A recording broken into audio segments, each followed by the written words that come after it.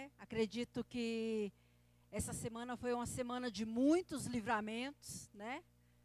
O Senhor, essa semana comecei a orar de uma maneira um pouco diferente. Sei que o Espírito Santo está dentro de mim, então Ele está me guiando, aconselhando. E comecei a orar também, Senhor, eu creio que os teus anjos estão aqui ao meu redor, então põe eles para trabalhar. Me protege, Jesus. E pedindo também a presença do Senhor constantemente em nossas vidas. Então foi uma mudança, a gente sempre está, né, mudando um pouquinho, aprimorando o nosso tipo de oração. E eu estava estudando essa semana, uma correria louca, gente. Pense numa correria. Quem aqui vive a correria? o meu irmão diz que os correria é bandido, né? Aí ele fala assim, a vida não está fácil para os correria, a polícia não dá um tempo. Mas todos nós vivemos uma grande correria. Eu levanto de noite, eu acordo, ainda está escuro, e ali começa a correria. Ali começa a correria, e eu já fiz várias e várias vezes alvos de fazer apenas 5 coisas por dia e não 20. Eu não tenho necessidade de fazer 20. Quando dá 10 da manhã, se eu for escrever o que eu já fiz, já passou de 15. Porque se a gente sentar e for realmente escrever o que já fez, todo mundo se assusta. Porque a gente vive numa grande correria. E aí, eu estava lendo Mateus 8 e 9. Aí o Caleb, mas mãe, a senhora vai falar os 2 capítulos inteiros? Eu falei, vou falar os 2 capítulos inteiros. Para a gente compreender o Jesus homem e as 1000 atitudes de Jesus. E a correria de Jesus. É muito difícil para mim raciocinar. Eu acredito que eu boto até num grau de impossível. Eu imaginar Jesus, nossa, eu estou com uma sede, me dá um copo d'água. Estou falando de Jesus.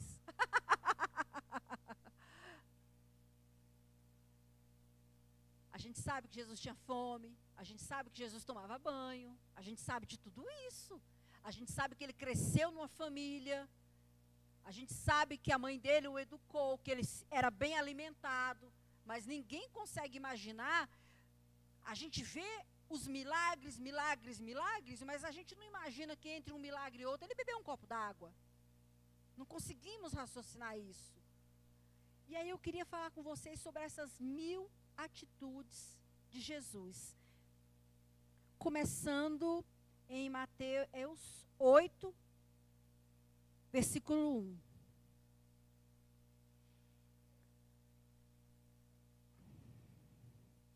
Quando ele desceu do monte, grandes multidões o seguiram. Quando eu acordo, eu só tenho que cuidar do Caleb. Não tem uma grande multidão me perseguindo. E me pedindo. E me falando alguma coisa no meu ouvido. E querendo uma coisa. E querendo outra. Olha a correria de Jesus. Versículo 2. Um leproso, aproximando-se, adorou e de joelhos disse, Senhor, se quiseres, pode purificar-me. Jesus estendeu a mão, tocou nele e disse, quero, seja purificado. Imediatamente foi purificado da lepra. Em seguida, Jesus disse, não conta para ninguém, porque senão vai ter aqui 1 milhão de leprosos para me tocar. Não foi isso que ele falou, não. Mas é porque estava propagando demais. Agora, junto com esse leproso, havia uma grande multidão. E Jesus resolveu essa situação. Rapidamente. O leproso falou: Senhor, se o Senhor quiser, o Senhor pode me curar. Ele falou: tá, quero. Seja curado. Não demonstra uma pressa? Não demonstra que ele tinha muitos afazeres, né? Eu fiquei encantada com esse Jesus homem. Com esse Jesus que tinha pressa, que sabia do seu ministério, das suas obrigações, das pessoas que ele precisava tocar, do evangelho que ele precisava levar, do plano de salvação que ele precisava firmar. E ele tinha pressa. Lembra muita gente aqui.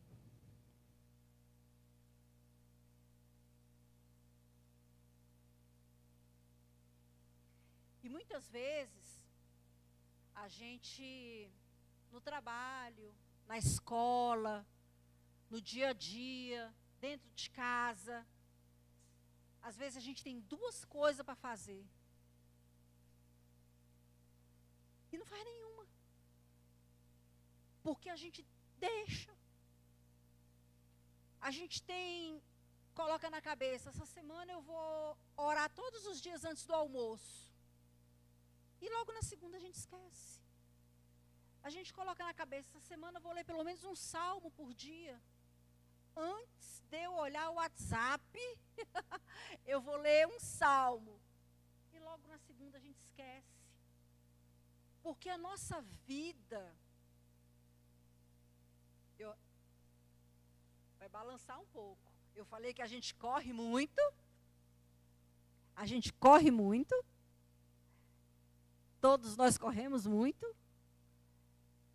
Mas a gente corre na direção errada.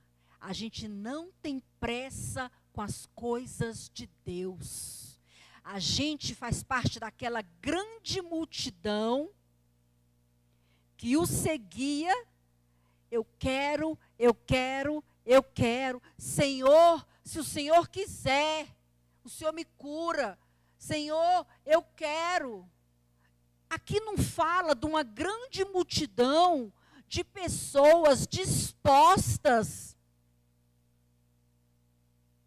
a ajudar Jesus, a espalhar o evangelho. Não fala nisso. Fala numa grande multidão de pessoas doentes que o seguiam.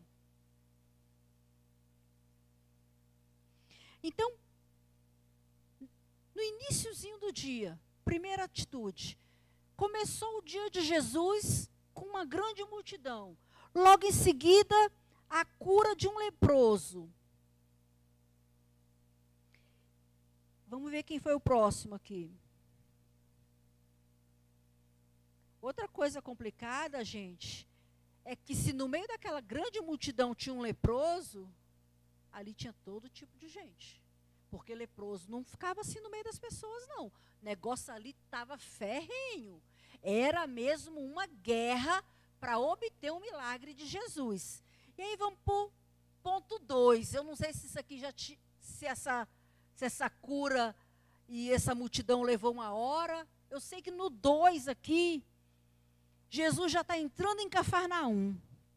E dirigiu-se a ele um centurião pedindo-lhe ajuda e disse: Senhor, meu servo está em casa paralítico, em terrível sofrimento. Não sei se caiu, se quebrou a coluna, não sei o que aconteceu, mas estava paralítico e com dor. E Jesus disse: eu irei curá-lo. Jesus falou: eu vou na sua casa curá-lo. Gente, isso é surreal. O cara está paralítico, aí alguém informa para Jesus, ele: tá bom, vou lá curar ele. A gente não raciocina o tão complexo isso é, o tão maravilhoso isso é, o milagre que isso é. E aí esse centurião, ele fala assim: eu cuido de várias pessoas. Obrigada. Mas o centurião respondeu: Senhor, não sou digno de que entre em minha casa, mas apenas manda com uma palavra e o rapaz será curado.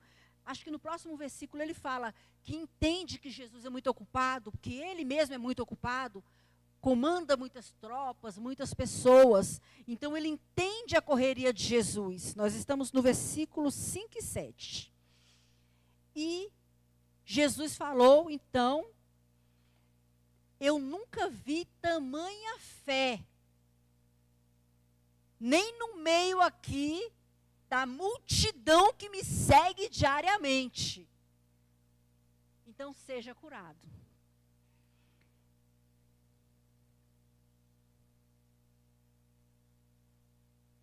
Vamos ler agora, estamos ainda em Mateus, tá, gente? Versículo, capítulo 8 ainda. 8, 11 e 13. Triste, triste, triste, mas vamos ler. Colocou?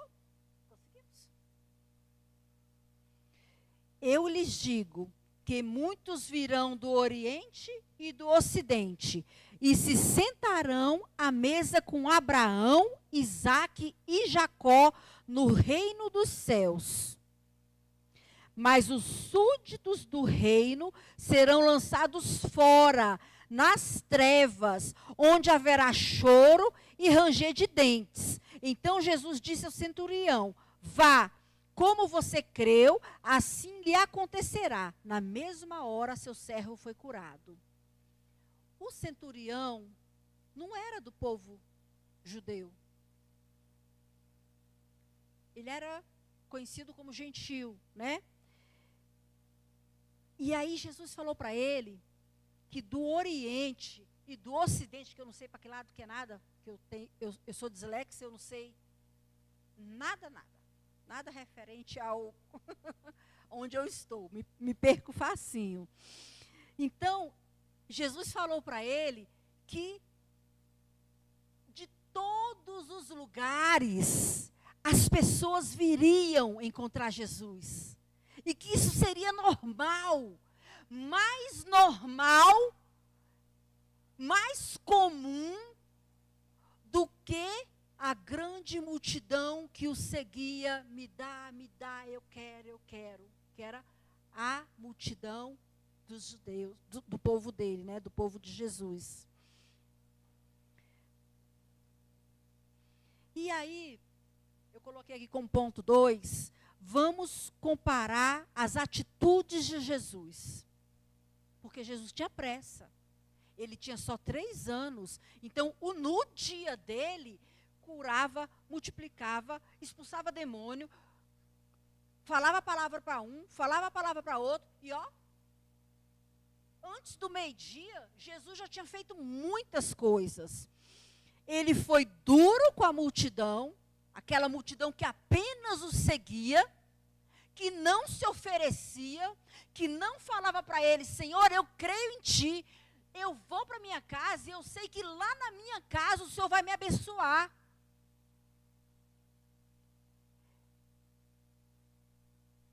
Ele foi duro com essa multidão, que apenas queria que suas necessidades fossem saciadas. E aí, eu escrevi na minha agenda, né? Quando eu estava escrevendo, com as mil canetinhas. Ai, gente, eu amo caneta colorida. Tem coisa melhor do que comprar caneta colorida e ficar rabiscando? Eu escrevi bem grande. Quem era aquela multidão? Aquela multidão do capítulo 8, que logo cedo já estava lá, esperando milagre, esperando expulsão de demônios, esperando bênção financeira, esperando cura. Quem era aquela multidão? E entrando Jesus, vamos lá, gente, vamos continuar. Mateus 8, 14 e 15 agora. Jesus está, com pressa, está fazendo mais coisa. Entrando Jesus na casa de Pedro, ele pensou: vou comer um frango e beber uma água, usar o banheiro, tomar um banho, quem sabe. Não é isso que a Bíblia diz, né? Entrando Jesus na casa de Pedro, viu a sogra deste de cama com febre.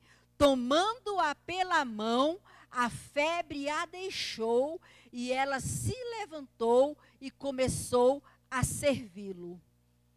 Nós sabemos que a febre matava nessa época, porque não tinha os remédios necessários, né? Até hoje, muitas famílias têm pessoas que foram... eu tenho um tio que deu uma febre com 2 anos de idade e ficou surdo e mudo, porque não se tratava, não tinha, né, um tratamento, deixava dar convulsão, era meio complicado, né? Hoje é que a gente entende que a febre é um sinal de algo mais sério. Então, vamos de novo comparar as atitudes de Jesus. Ponto 1. Desceu do monte. Não sei se ele dormiu no monte, mas ele desceu. Multidão esperando. Leproso para ser curado. Centurião precisando de ajuda. A sogra de... Tudo num dia só, gente. A sogra de Pedro precisando de uma cura urgente. E... vamos lá agora para o versículo 16. E a gente reclamando de 2 coisas para fazer. Eu falo para o Caleb assim, Caleb, põe 4 tópicos, filho. 4 tópicos para você fazer durante o dia, que você não vai se frustrar, né? Que as adolescentes têm mania de pôr 10 coisas que vai fazer e às vezes não faz, fica chateado, né? Então, vamos lá. Ao anoitecer, foram trazidos a ele muitos. A palavra está falando muitos. Porque não eram poucos, então eram muitos. Eu não quero nem saber como que se deu isso. Porque eu já presenciei um endemoniado e foi um auê. Ao anoitecer, foram trazidos a ele muitos endemoniados. E ele expulsou os espíritos com uma palavra e curou os doentes. E assim se cumpriu o que foi dito pelo profeta Elias. Ele tomou sobre si as nossas enfermidades e sobre si levou as nossas doenças. Quando Jesus viu a multidão ao seu redor, eu acho que ele falou assim, vão me sufocar. Aí ele falou, vamos atravessar o mar. Vamos entrar num barco, porque está... Gente, imagina. Vamos trazer isso para a nossa realidade. Como que se deu isso? Como que foi essa situação? E aí ele foi para o mar. A gente sabe que no mar, tempestade, vamos morrer. Nananana. Ai, Jesus, salva a gente. Aí Jesus, acalma, mar. Aí os discípulos, gente, ele acalmou o mar? Quem é esse que acalmou o mar? É o mesmo que expulsou vários demônios, curou várias pessoas. Por várias vezes durante aquele dia, ele esteve presente no meio de multidões. Esse era o dia de Jesus, porque ele tinha pressa no ministério dele. Ele tinha algo a falar, ele tinha algo a mostrar, ele tinha pressa. E aí, de novo eu pergunto, quem era aquela multidão que por várias vezes durante o dia cercava Jesus? Era uma multidão que agregava alguma coisa? Era uma multidão que auxiliava em alguma coisa? Era uma multidão que queria tudo pronto. Era uma multidão que queria para eles. Era uma multidão que queria para si. Vamos de novo comparar as atitudes de Jesus. Em Então, antes da noite acabar, meu Deus, esse dia de Jesus foi puxado. Eu não sei em que versículo que está, gente. Então, antes da noite acabar, houve uma mulher e um homem dizendo que iriam seguir Jesus. E Jesus falou para eles que era muito difícil andar com ele. Ele não tinha onde dormir, ele não tinha o que comer, ele só tinha aô para fazer. E aí, depois da tempestade, né? A gente sabe que teve a tempestade.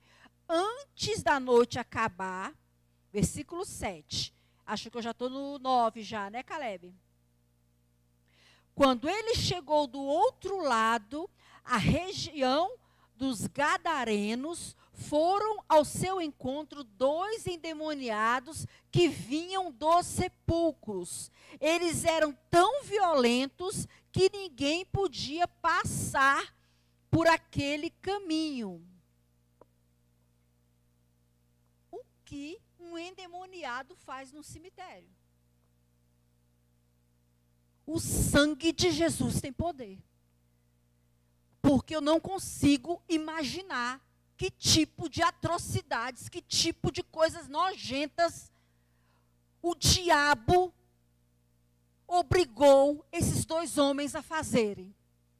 Eu já li em outros lugares que eles andavam, não tinham nem roupa, andavam igual bicho. No cemitério. E isso me dói o coração, porque na nossa realidade, é isso que o diabo faz com as pessoas.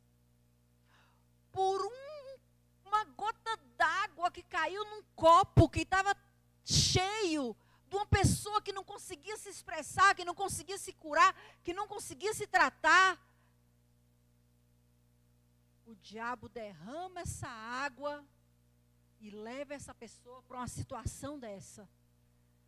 Uma situação de endemoniamento. Uma situação de possessão. Uma situação de destruição daquela alma. E às vezes estava tão fácil. Eu costumo dizer, porque esqueci o nome agora, olha que legal. Qual foi o fundador do Islã, gente?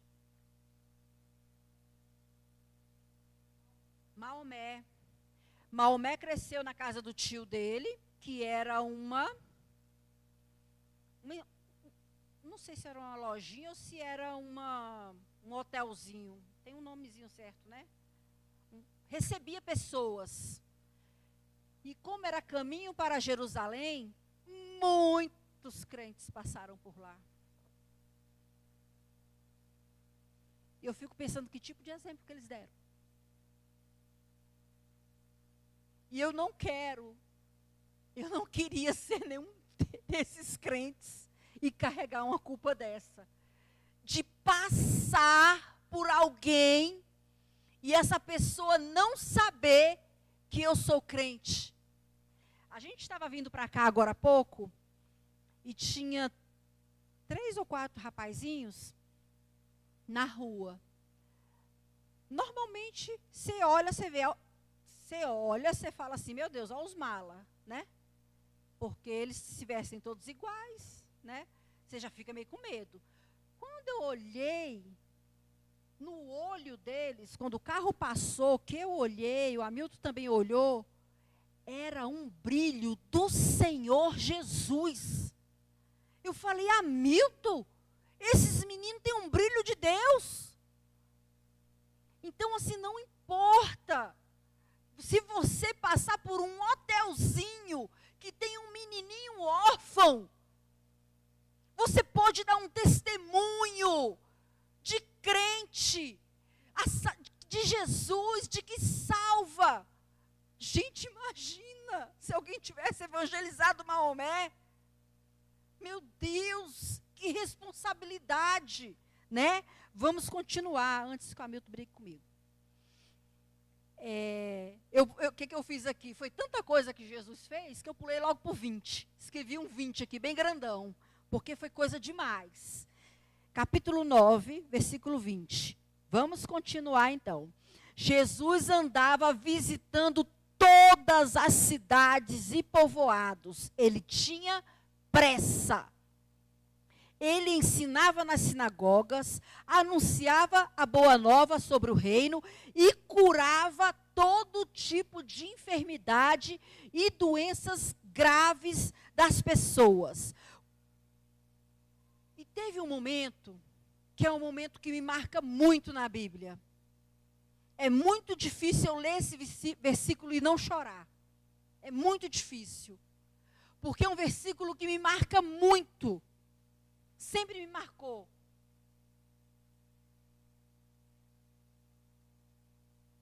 Eu não sei qual versículo, Caleb, você vai ter que adivinhar aí. Quando Jesus viu a multidão, ficou com muita pena daquela gente, porque eles estavam aflitos, abandonados, como ovelhas sem pastor. Jesus foi duro, falou que os de fora o aceitariam mais do que os de casa. Essa multidão o perseguia dia e noite. Me dá, me dá, me dá, me dá, eu quero, eu quero. E ao mesmo tempo, Jesus ficou com muita pena daquela gente. Eu acredito que ele dormia muito pouco, porque ele já tinha que acordar para poder fazer, para poder ir, para poder curar, para poder levar a palavra. Nem se sabe se essa multidão ouviu a palavra. Porque Jesus não perguntava para ele: você é evangélico? Você é de que igreja? Porque se você... Nós aqui estamos fazendo um trabalho social, mas o trabalho social é para pessoas da nossa igreja, pessoas que são já evangélicas. Não, Jesus não perguntava isso. Ele só amava, ele só fazia, ele só ia. Jesus ficou com pena. E novamente, eu pergunto, quem era aquela multidão que Jesus teve pena? Era uma multidão de ingratos. Não era uma multidão de pessoas que queriam ajudar. Não era uma multidão de pessoas que iriam congregar. Não era.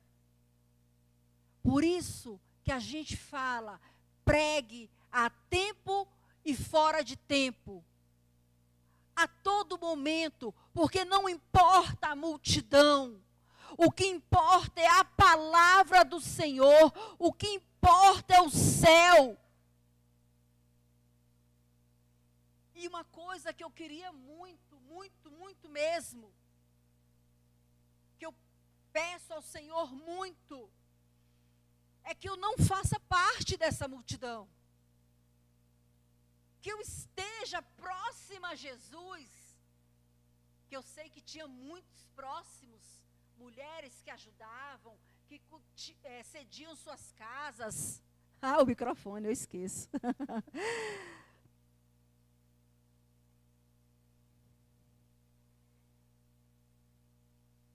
Então, no meio daquela multidão, tinha pessoas que faziam. Tinham pessoas que trabalhavam. Tinham pessoas que já tinham entendido o mistério. Tinham pessoas que levaram. E por isso, quando Jesus morreu, o evangelho se fez, se propagou. Por isso que eles se juntaram lá em Pentecostes. Porque eles eram muitos. Jesus ficou com pena. E aí eu volto a te perguntar. Que parte da multidão... Desculpa perguntar, gente. Eu tenho que perguntar. Que parte da multidão você está fazendo? Porque a gente tem tantas horas na semana. E a gente não, nem minutos. Não consegue. Ontem a gente estava falando que é possível falar o plano de salvação para uma pessoa em 2 minutos. Nem 2 minutos a gente tira. A gente entra em debates por horas de coisas infundadas. Fala sobre todo tipo de assunto. E não entramos no debate, não entramos, não falamos, não inserimos na história a vida do nosso Deus, o que Ele fez e o que Ele pode fazer, e o que Ele vai fazer quando Ele voltar, e quem é que vai para o céu. A gente não consegue inserir nas conversas Jesus. E se nós, que nos chamamos cristãos, não conseguimos inserir em nossos assuntos Jesus, o que será desse mundo? E para terminar, gente, eu vou ler o versículo, acho que é o 38, 37. Do 9, tá? Mateus 9. Então disse aos discípulos, foi depois que ele sentiu pena: a colheita é grande mesmo, mas os trabalhadores são poucos. Peçam ao dono da plantação que mande mais trabalhadores para fazerem a colheita.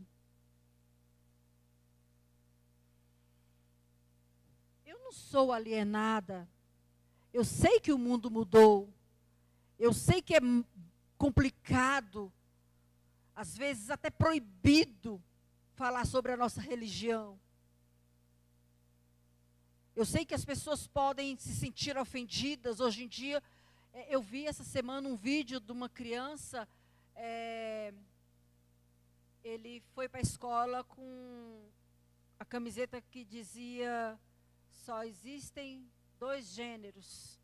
E ele foi chamado à direção e pedido para ir embora, porque ele estava incomodando alguns outros alunos. E o menininho novinho, dos 9 anos de idade, o menino defendeu o que ele acreditava e falou assim: quando eles estão com a camiseta deles colorida lá, com símbolos, né, próprios deles, a gente não reclama. Então, eu posso usar a minha camiseta. E aí ele foi liberado para usar a camiseta dele. Então, assim, eu não sou alienada. Eu sei que o mundo mudou. Mas o mundo mudou. Mas Jesus vai voltar, gente. E eu não quero ser aquela pessoa que passou por Maomé e não falou de Jesus. Esperou ele crescer e virar um adulto e fazer essa bagunça toda que ele fez. E aí, nós temos vários projetos em andamento aqui na igreja. A gente tem as visitas, a gente tem o grupo que quer tocar nos corredores dos hospitais. A gente tem as orações. E o raciocínio volta a ser o mesmo. Precisamos ter pressa. Assim como Jesus teve pressa, porque ele sabia que o tempo era curto. Ontem, quando eu ouvi o barulho eu sabia que o Hamilton estava no banheiro, eu estava lá em cima. E ele gosta de tomar banho no chuveiro de baixo. E eu ouvi o barulho, aí eu pensei, tomara que tenha quebrado um vidro de creme. Porque foi pô! Aí eu fiquei quieta. Aí o Caleb chegou lá e falou assim: mãe, meu pai está te chamando. Eu falei: ah, meu Deus. E eu já vi acho que todos vocês já viram, várias pessoas que caem da própria altura e que morrem. Escorrega, né? E racha a cabeça. Já vi vários. Uma vez eu falei assim, uma vez eu até debati sobre isso. fui atrás porque eu não acreditei que uma pessoa caindo da própria altura pode morrer. Cair assim, né? E é provado, sim, se você cair da sua própria altura, sua cabeça racha igual uma melancia. E eu tenho certeza que foi o anjo que segurou o Hamilton ali, ele machucou um pouco, né? Quando eu peguei, quando o galo estava do tamanho da minha mão, e ele, põe a mão, eu falei, eu não vou pôr a mão, porque eu estou vendo o galo, eu não preciso pôr a mão desse tamanho. E eu creio completamente que foi o anjo que a parou.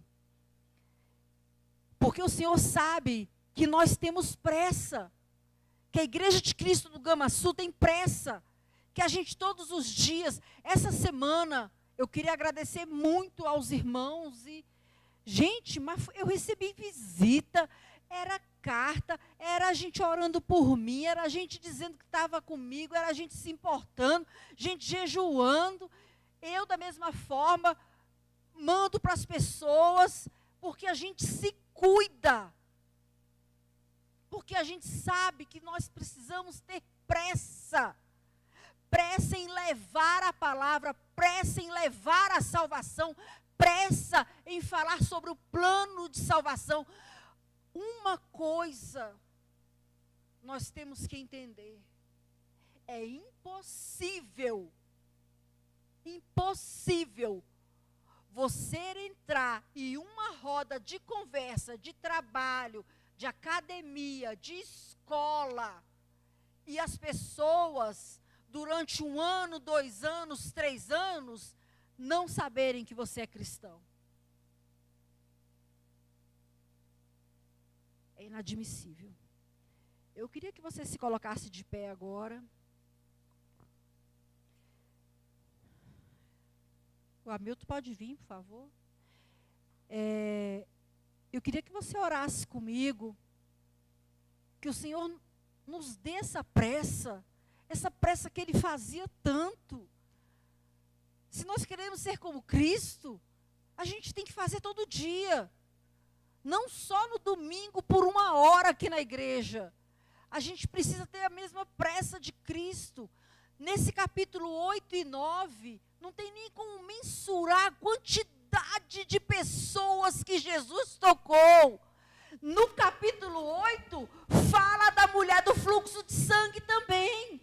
Eu pulei, que eu esqueci, mas fala. É muito milagre, foram muitas pessoas. Então vamos fechar os nossos olhos e pedir para o Espírito Santo, que já está em nosso coração, que nos dê pressa, que nos ajude a ter pressa. Senhor Deus, nosso Pai, eu coloco as nossas vidas em Tuas mãos. Pai querido, nós estamos aqui, Senhor, tentando fazer a Tua vontade. Senhor, mas nós não entendemos muito. Não entendemos, Senhor, o que o Senhor quer de nós. Não conseguimos compreender, ó Deus, qual é o momento de falar. Qual é o momento de abraçar alguém. Qual é o momento de dizer, eu estou aqui. Precisar de mim, vamos conversar. Jesus vai te abençoar. Espírito Santo vai te consolar. Senhor, nos ajude a entender estes momentos. E nos ajude, ó Deus, a ter palavra de conforto, palavra de ousadia, palavra de salvação. Senhor, nos use, Senhor. Estamos aqui, ó Pai, porque nós te servimos e te amamos. Senhor, estamos aqui, ó Deus, porque entendemos o teu chamamento.